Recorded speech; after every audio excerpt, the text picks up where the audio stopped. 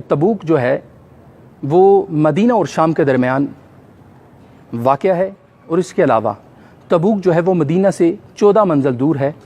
اور مورخین کا قول ہے کہ تبوک ایک قلعہ کا نام ہے، بعد مورخین کا قول ہے کہ تبوک ایک چشمہ کا نام ہے۔ اردو پوائنٹ کی ویڈیوز دیکھنے کے لیے ہمارا چینل سبسکرائب کیجئے اور بیل کے آئیکن پر کلک کیجئے تاکہ آپ ہماری تمام آنے والی ویڈیوز سے باخبر رہ سکیں۔ بسم اللہ الرحمن الرحیم۔ ناظرین گرامی، اردو پوائنٹ کے ساتھ میں ہوں حافظ عرفان کٹانہ۔ سب سے پہلے لاتعداد مرتبہ درود و سلام وجہ تحلیق کائنات حضرت محمد صلی اللہ علیہ وآلہ وسلم اور ان کی آل اولاد پر۔ ناظرین گرامی، آج ہم اس وقت موجود ہیں سعودی عربی کے شہر تبوک، جو کہ اسلامی تاریخ کے حوالے سے بھی ایک اپنا مقام رکھتا ہے، اور یہاں پہ غزوہ تبوک کا جو ہے وہ واقعہ پیش آیا، اور اس سلسلہ میں ہم آپ کو آج اس واقعہ کے حوالے سے کچھ تاریخی باتیں آپ سے کریں گے۔ تبوک، میں آپ کو سب سے پہلے بتانا چاہوں گا کہ تبوک جو ہے وہ مدینہ اور شام کے درمیان واقع ہے، اور اس کے علاوہ تبوک جو ہے وہ مدینہ سے 14 منزل دور ہے، اور مورخین کا قول ہے کہ تبوک ایک قلعہ کا نام ہے، بعد مورخین کا قول ہے کہ تبوک ایک چشمہ کا نام ہے۔ ناظرین گرامی، میں آپ کو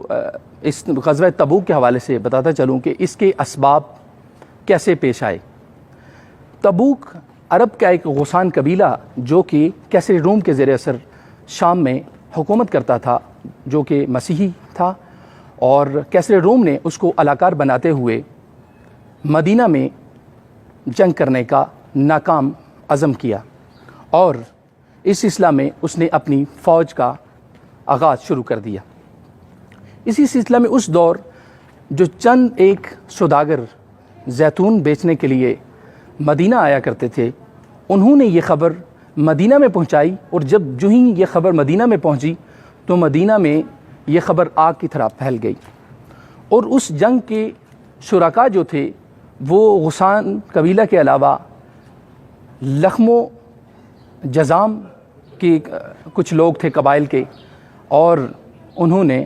جو ہی یہ خبر مدینہ میں پہنچی، یقیناً کیسر روم جو تھے، رومی جو تھے، ان کی اسلام کے ساتھ دشمنی کسی سے کوئی ڈکی چھپی نہیں تھی۔ تو اس سلسلہ میں جب یہ خبر آپ صلی اللہ علیہ وآلہ وسلم کی بارگاہ میں پہنچی تو آپ نے بھی اپنی فوج بنانے کا حکم دے دیا۔ تو اسی سلسلہ میں آپ صلی اللہ علیہ وآلہ وسلم جب اس غزوہ تبوک کے لیے مدینہ سے روانہ ہونے لگے تو آپ نے حضرت علی المرتضیٰ شیر خدا رضی اللہ تعالیٰ عنہ کو اپنا خلیفہ مقرر کر کے یہ ذمہ داری سونپ دی کہ وہ مدینہ کے نظم و نسق کو چلایا کریں گے۔ اس کے بعد تو اس کے ساتھ ہی آپ صلی اللہ علیہ وآلہ وسلم غزوہ تبوک کے لیے 9 رجب بروز جمعرات مدینہ سے تبوک کے لیے روانہ ہوئے۔ تو آپ کے ہمراہ 30,000 جانثار غلاموں کا لشکر تھا۔ آپ صلی اللہ علیہ وسلم جب اس تبوک کے قریب پہنچے تو آپ نے اپنے جانثار غلاموں کو یہ حکم دیا کہ آپ کل تبوک میں پہنچو گے اور سورج بلند ہونے کے بعد پہنچو گے۔ اس کے ساتھ ہی آپ صلی اللہ علیہ وسلم نے تبوک میں ایک چشمہ کے حوالہ سے میں بھی آپ کو یہ بتانا چاہوں گا، جو چشمہ تھا پانی کا چشمہ تھا، تو آپ صلی اللہ علیہ وسلم نے اپنے جانثار غلاموں کو حکم دیا کہ کوئی بھی اس کو ہاتھ نہ لگائے۔ آپ صلی اللہ علیہ وسلم جب وہاں پہ پہنچے اور آپ صلی اللہ علیہ وسلم نے دیکھا کہ وہاں پہ جوتے کے تسمے کے برابر پانی کی دھار بہہ رہی تھی، تو آپ صلی اللہ علیہ وسلم نے اس وقت حکم دیا کہ پانی لے کر آئیں۔ آپ نے تھوڑا سا پانی منگوا کر آپ نے ہاتھ منہ دھونے کے بعد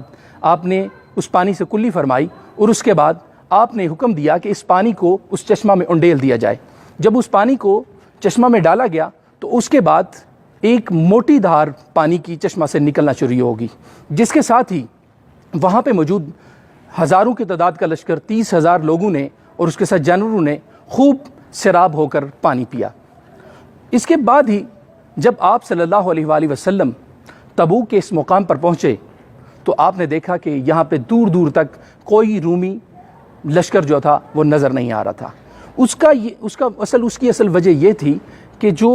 کیسر روم کے جاسوس تھے، انہوں نے یہ پیغام ان تک پہنچا دیا کہ آپ صلی اللہ علیہ وآلہ وسلم کا ہزاروں کا جو لشکر ہے وہ یہاں پہ آ کر پہنچ گیا ہے۔ آپ نے یہاں پہ آ کر جو ہی پڑاؤ کیا تو اس کے ساتھ ہی دور دور تک جب لشکر جو تھا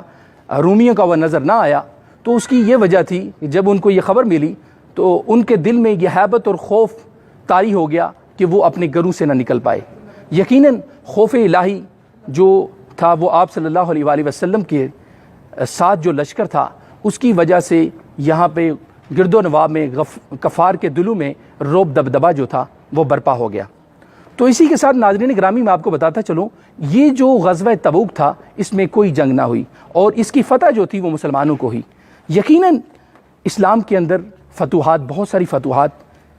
اپنے نام کی مسلمانوں نے، تو یقیناً اس کی جو قیادت تھی وہ حضرت محمد صلی اللہ علیہ وآلہ وسلم نے فرمائی۔ تو ناظرین گرامی یہ ہم نے آپ کو آج اس غزوہ تبوک کے حوالے سے کچھ معلومات فراہم کی۔ انشاءاللہ آئندہ بھی ہم آپ سے پروگرامز میں ملاقات کرتے رہیں گے۔ تو اب تک کے لیے اجازت دیجیے حافظ عرفان کھٹانہ کو۔ اللہ حافظ۔